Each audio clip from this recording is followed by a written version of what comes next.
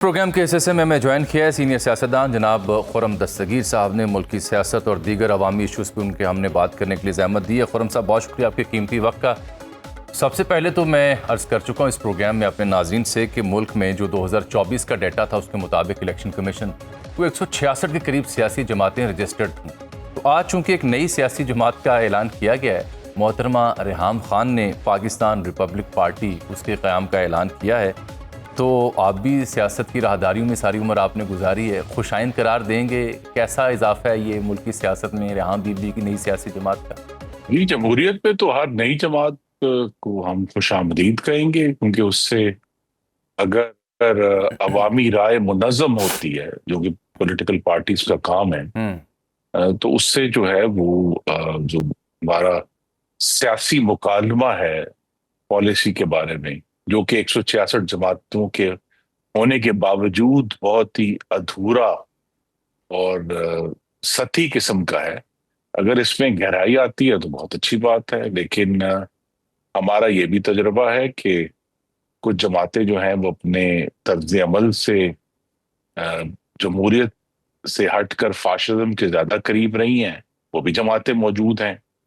لیکن یہ تو اب جو ان کی نئی جماعت ہے ان کے جو نظریات ہیں یا جس کے لیے وہ جدوجہد کرنا چاہتے ہیں وہ اس پر منحصر ہے. دوسرا یہ ہمیشہ ایک پاکستان میں دلچسپ مرحلہ ہے کہ جب پاکستان کے جو تعلیم یافتہ لوگ ہیں وہ گراس روٹس کے قریب جا کر سیاست کو دیکھتے ہیں, سمجھتے ہیں, کیونکہ سیاست جو ہے وہ اسلام آباد کے کمروں میں پالیسی بنانے کا نام نہیں ہے.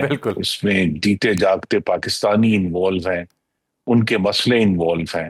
یہ بات آپ نے بڑی اہم کی خرم صاحب, چونکہ آپ کا تعلق ہے سیاست سے کئی دہائیوں سے اور اہل خانہ کا بھی, اس لیے میں نے آپ سے بالخصوص یہ موضوع چڑھا کہ میں نیشنل پالیٹکس پہ آپ سے بات کروں یا چینی کے اوپر بات کروں. یہ 166 سیاسی جماعتیں 3 4 5 یہی سب سے نون ہیں, یہی الیکشن میں آتی ہیں. کیا وجہ بنی؟ عائشہ گل علائی نے ایک جماعت کا اعلان کیا, وہ نہیں کامیاب ہو سکی. جواد احمد صاحب ایک برابری پارٹی لے کے آ سکے, وہ بھی رکشوں کے پیچھے اس کا بینر تو لگا ہوتا ہے. پاک سرزمین پارٹی آئی, مصطفیٰ کمال صاحب کی لانچنگ ہوئی, ڈولفن, وہ نہیں چل سکی. پھر آپ کے ہی کولیگ شاہد خاقان عباسی صاحب, مفتاح صاحب نے عوام پاکستان کی بنیاد رکھی. پھر اس سے پہلے استحکام پاکستان ہے, پھر پیٹریاٹ پیپلز پارٹی سے بھی نکلیں, پی ٹی آئی سے بھی نکلیں, نون لیگ سے قاف لیگ نکلی. کیا وجہ ہے کہ جو بڑی 2 3 سیاسی جماعتیں اس کے علاوہ جب بھی کوئی نئی سیاسی جماعت آتی ہے ملک میں تو وہ کامیاب نہیں ہو سکتی؟ یہ میں ایک آپ جیسے دانشور سے سوال پوچھ رہا ہوں.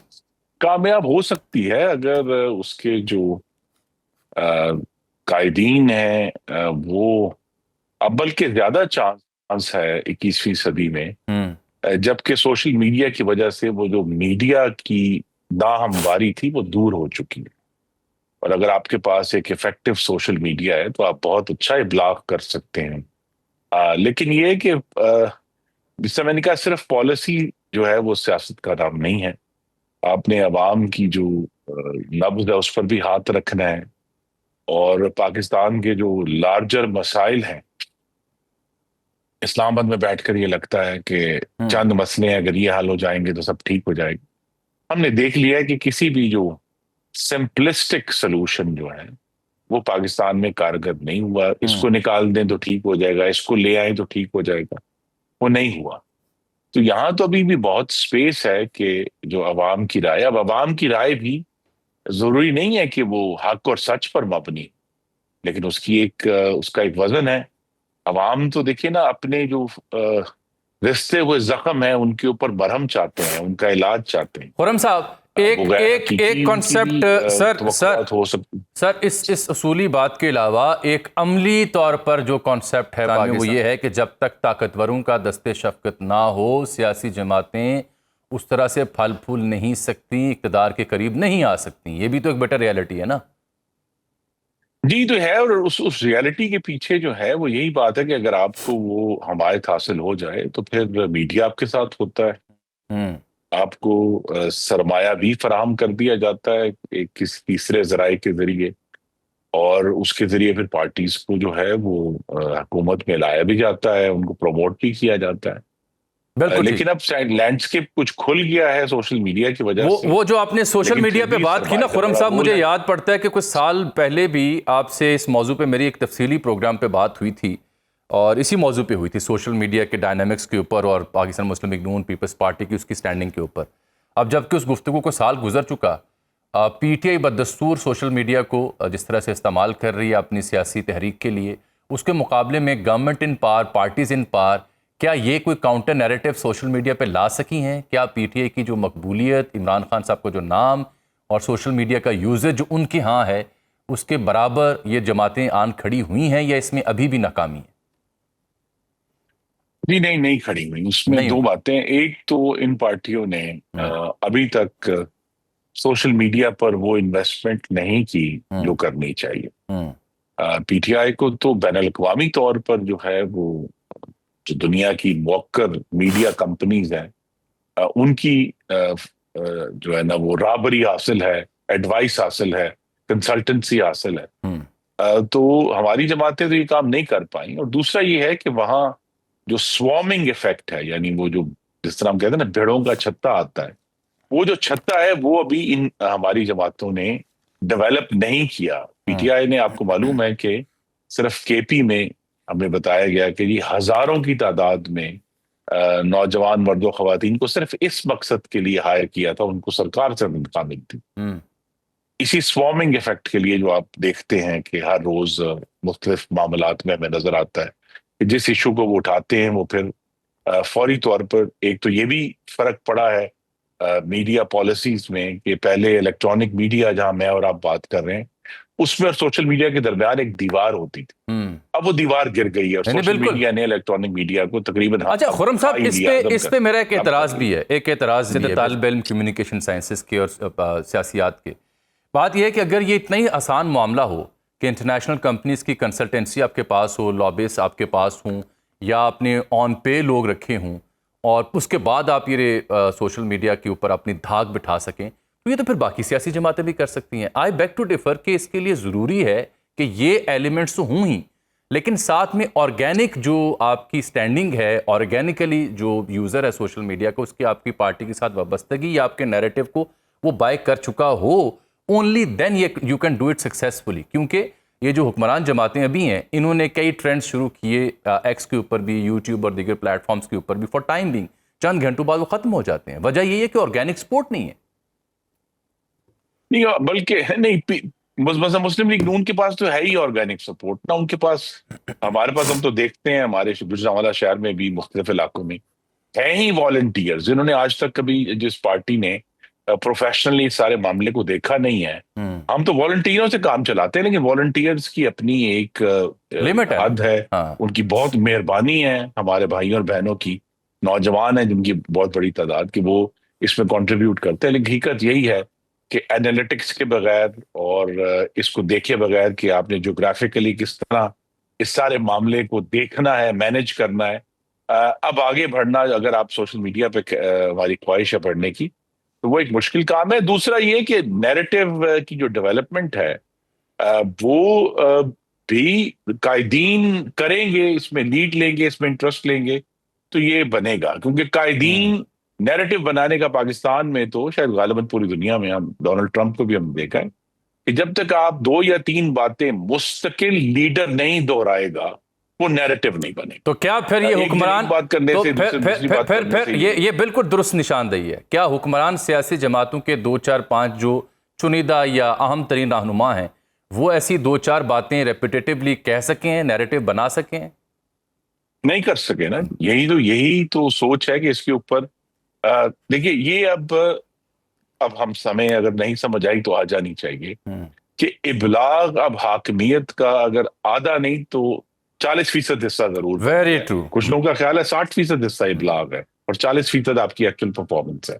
یہ جب تک اس کو سمجھ نہیں آئے گا کہ آپ نے ہر چیز کو جب تک کمیونیکیٹ نہیں کرنا، ہر چیز کو سامنے نہیں لے کر آنا، پہلے سے ضرور بہتری آئی ہے لیکن جو لارجر پکچر ہے، اور لارجر پکچر سے مراد یہ کہ آپ نے پاکستان کے عوام کی جو تخیل ہے، امیجنیشن ہے، اس کا حصہ بننا ہے کہ یہ لوگ ہیں جو ملک کو ٹھیک کر سکتے ہیں. اور اس میں جو ہے ابھی بہت ہمیں کام کرنا باقی. بالکل ٹھیک. اور یہ بڑی حیرت ہے کہ جو ابلاغیات کو دیکھ رہے ہیں ان حکمران جماعتوں کو یا یہ دو بڑی سیاسی جماعتوں کو، وہ اس معاملے کو نہیں سمجھ پا رہے اور مسلسل اصرار ہے کہ نہیں اس میں دیکھیں نا ایک مقتدرہ بات اور بھی ہے، صرف مقتدرہ کے اوپر ریلائنس یا ایک اچھی ایلفی جو ہے ایک صفحہ ہونا، یہ ناکافی ثابت ہوا ہے سر پچھلے دور حکومت میں بھی. آپ کو یاد ہوگا فواد چودھری صاحب کیا کہا کرتے تھے آن دی فلور آف دی ہاؤس. سر آپ تو یو ہیڈ وٹنس اٹ. لیکن وہ بھی میں نے میرے تو کانوں نے وہ باتیں سنی ہیں، لیکن جو اصل چیز آئی تھنک مس ہو رہی ہے وہ یہ ہے کہ خاص طور پہ پچھلے 10-11 سال میں، بلکہ میں اس کو ڈیٹ کر سکتا ہوں، اپریل 2014 میں جب 4G کے لائسنسز ہماری حکومتی تھی ایشو کیے گئے اور انٹرنیٹ جو ہے وہ موبائل فون پر عام ہوا، اس دن کے بعد سے جو نئی جنریشن پچھلے 11 سال میں بڑی ہوئی ہے اور ہر روز نئے نوجوان اس میں شامل ہو رہے ہیں، ان کے تخیل تک ابھی ہم نہیں پہنچ پائے. اور ڈسکنیکٹ ہے، اور آپ کا ڈسکنیکٹ ہے ان کے ساتھ، کیونکہ ان کی جو سیاسی شعور ہے وہ 2011 سے یا اس سے پہلے سے اس کے بعد شروع ہوتا ہے. انہیں ماضی کے جو کارنامے ہیں، موٹر وے، ایٹمی تجربہ یا اس سے پہلے، وہ ان کے ذہن میں نہیں ہے. ریپیٹیٹیولی انہوں نے 2011 کے آن ورڈ یہی سنا ہے کہ یہ دو سیاسی جماعتیں کرپٹ ہیں، اور خان صاحب کے جو نعرے ہیں ان کو انہوں نے بائے کیا. اور پاکستان وہ واحد ملک ہے جہاں یوتھ کا بلج بھی سب سے زیادہ ہے، اور وہ یوتھ ساری ڈیجیٹل میڈیا پہ ڈیپینڈ کرتی ہے. خیر خرم صاحب، یہ تو کسی اور روز بھی آپ سے ڈیبیٹ ہوتی رہے گی، لیکن آج ہم ملکی سیاسی منظرنامے پہ بھی آپ کو زحمت دیتا ہوں.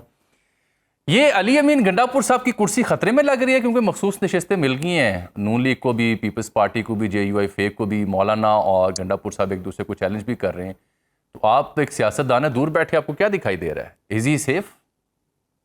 جی ابھی تو ایسا کوئی پروگرام نہیں ہے کہ خیبر پختونخوا میں کوئی سیاسی تبدیلی لائی جائے. اس کے لیے کافی ہوم ورک چاہیے. ابھی تو غالباً اس کا آغاز بھی نہیں ہوا، اگرچہ گورنر KP جو ہے میرے بھائی فیصل کریم کنڈی صاحب، وہ وقتاً فوقتاً اس کا اندیہ دیتے ہیں، لیکن ابھی اس پر کوئی سنجیدہ آپ ایڈوائز کریں گے کہ 2/3 میجورٹی والی ایک سرکار کو اس طرح سے مخصوص نشستوں کے ذریعے، فارورڈ بلاک کے ذریعے چلتا بنایا جائے؟ جی عمومی سیاسی رویہ ہم سب کی مفاہمت کا یہی ہونا چاہیے کہ ایسی حکومت کو ہمیں وہ چلتی رہے، اس کو حمایت حاصل ہے. لیکن آپ نے یہ بھی دیکھنا ہے جامع صاحب کہ اس صوبے کے وسائل مستقل طور پر، بجائے یہ کہ اس کے رہنے والوں پر خرچ ہوں، 12 سال سے ان کی حکومت ہے وہاں، مستقل طور پر وفاق اور دوسرے صوبوں پر حملہ کرنے کے لیے استعمال ہو رہے ہیں. جن گاڑیوں نے ریسکیو کرنا تھا سوات کے جو پھنسے ہوئے لوگ تھے، وہ گاڑیاں اسلام آباد پولیس کے قبضے میں ہے، کیونکہ وہ 26 نومبر کو استعمال ہوئی تھی حملے میں. تو اس طرح کی جو بہت کمیاں بھی ہیں، اور اس کے لیے ہمیں اگر تو گفتگو کر کے KP کی حکومت کو یہ سمجھ آ جاتی ہے کہ اس کے جو وسائل وفاق کی طرف سے دیے جاتے ہیں وہ وہاں کے رہنے والوں کا حصہ ہیں، وہ کوئی حملہ آور ہونے کے لیے کوئی توپ خانہ اور بارود نہیں ہے کہ آپ ہر دفعہ چڑھ دوڑیں. وہاں ایک بڑا سیریس ایشو ہے، اور ایک ایسی حکومت بھی موجود ہے جو یہ کہتی ہے کہ ہم دہشت گردوں سے نہیں لڑیں گے، ہم ان سے مفاہمت کریں گے. گنڈاپور صاحب آن ریکارڈ ہے. خرم صاحب، وہ حکومت جو ہے عوامی مدعا ایک اور لے لینا، بندوقیں صاف کر لیں ہماری. ایک اور عوامی مدعا لینا، گورنمنٹ نے پہلے 7,00,000 میٹرک ٹن چینی برآمد کرنے کی اجازت دی، اور یہ کہا گیا ہمیں کہ چینی وافر ہے اس لیے. پھر اس کے بعد قلت پیدا ہوئی مارکیٹ میں، اور قیمت 140 سے بڑھ کر تقریباً 200 کے آس پاس چلی گئی کئی جگہوں پہ. اور اب جب قلت پیدا ہوئی ہے تو دوبارہ 3 سے 5 لاکھ میٹرک ٹن جو چینی ہے وہ درآمد کرنے کا فیصلہ کیا گیا. اور یہی نہیں بلکہ IMF کے انکار کے بعد اس درآمد کا بھی بیڑا غرق ہوا پڑا، اس ٹینڈر کا بھی. یہ شوگر ملز یا شوگر ملز مافیا ہر حکومت میں کنیکٹڈ ہوتے ہیں. یہ کیا اتنے پاورفل ہیں کہ حکومت کو عوامی مفاد میں فیصلہ سازی سے روکتے ہیں اور یہ بحران پیدا کر کے قیمت 40 سے 50 روپے بڑھ جاتی ہے؟ دیکھیے، اگر تو درست لوگ موجود ہوں، اس خاکسار نے بھی یہ کام کیا ہے، اور ہمارا نتیجہ یہ تھا کہ 2013 میں جب حکومت آئی جون میں، تو چینی 53 روپے کلو تھی. جب ہماری حکومت ختم ہوئی 31 مئی 2018 کو، تو چینی 1 روپیہ سستی تھی، 52 روپے کلو تھی. یہ بیورو آف اسٹیٹسٹکس اگر آپ چیک کریں گے ان ہفتوں کے لیے تو آپ کو نظر آئے گا. تو اس کو مینج کرنے کی مثال پوری طرح موجود ہے. خود PMLN کی گورنمنٹ میں مثال موجود ہے کہ اگر ہمیں ایکسپورٹ بھی کرنا ہے، یہ نہیں کہ ایکسپورٹ نہیں کرنا، ہمیں ڈالرز بھی چاہیے، لیکن اگر اس ایکسپورٹ کی جو مقدار ہے اس کو مینج کیا جائے سوچ سمجھ کے، تو پھر ایسے جو ابھی ایک واقعہ ہوا ہے ان سے بچا جا سکتا ہے. پاکستانی قوم کا جو سرمایہ بھی ضائع نہیں ہوگا اور پاکستان کی عوام کو تکلیف بھی نہیں. تو اب یہ جو عوام کو 50-60 روپے کا ٹیکہ لگا ہے، اس کا ذمہ دار کون؟ اور اب آپ درآمد جب کرنا چاہ رہے ہیں تو IMF اس پہ انکار کر رہا ہے، وہ اس کو تشویش خلاف ورزی کی مرتکب قرار دے رہا ہے اس معاملے کو، جو ان کے ساتھ کمٹمنٹس ہم نے کی ہوئی ہیں. نہیں، دیکھیے IMF اس سے قطع نظر کہ یہ کیا پروسیس ہوا ہے گورنمنٹ میں، لیکن IMF کا اس معاملے میں اعتراض میری رائے فرق ہے کہ حکومت کو مسترد کرنا چاہیے. پاکستان کے اس میں کہوں گا کہ واقعے سے قطع نظر اگر عوام کے فوڈ سیکیورٹی کے معاملے میں اگر حکومت ڈیوٹیز ویو کرتی ہے تو یہ اچھی بات ہے. اصل ٹیسٹ یہ ہے کہ ایک دفعہ ہو گیا ہے دوبارہ نہ ہو. بہت شکریہ جناب خرم دستگیر صاحب، شریک گفتگو تھے. ناظرین، اب خبر آپ کی دسترس میں ہر وقت بر وقت. ابھی سنو نیوز کے YouTube چینل کو سبسکرائب کیجئے، بیل آئیکن پر کلک کیجئے اور باخبر رہیے ملکی اور بین الاقوامی حالات سے یقین کے ساتھ.